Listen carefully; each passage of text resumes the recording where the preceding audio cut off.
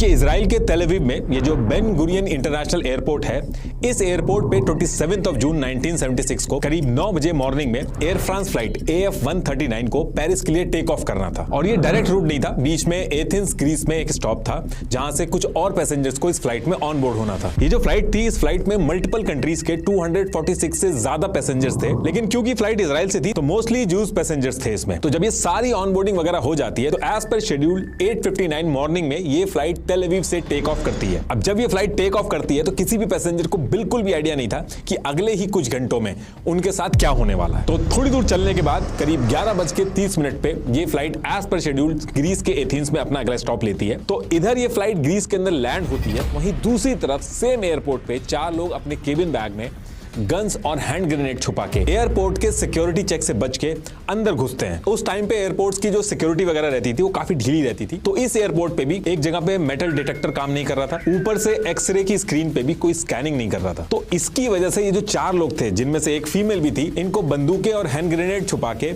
Airport में entry मिल जाती है। अब एंट्री लेने के बाद सेम फ्लाइट AF139 जो अभी लैंड हुई थी, उसमें ये चारों एंट्री ले लेते हैं। और जितने टाइम ये फ्लाइट एयरपोर्ट पे रुकी, उतने टाइम में 38 ट्रांजिट पैसेंजर्स इस फ्लाइट से उतरे और करीब 58 पैसेंजर्स इस फ्लाइट पे चढ़े। इन 58 में से ये 4 आतंकवादी भी थे जो इस फ्लाइट में चढ़ गए थे और थोड़ी देर बाद ही इस प्लेन को अभी हाईजैक करने वाले थे। ये 4 आतंकवादी जब इस प्लेन में घुसे थे तो एकदम नॉर्मल पैसेंजर की तरह 2 आतंकवादी फर्स्ट क्लास में जाके बैठ जाते हैं और 2 इकोनॉमी क्लास में जाके बैठ जाते हैं। तो अभी तक 12 बज चुके थे और इस फ्लाइट को पेरिस के लिए निकलना था, तो टाइम के हिसाब से टेक ऑफ करते हैं।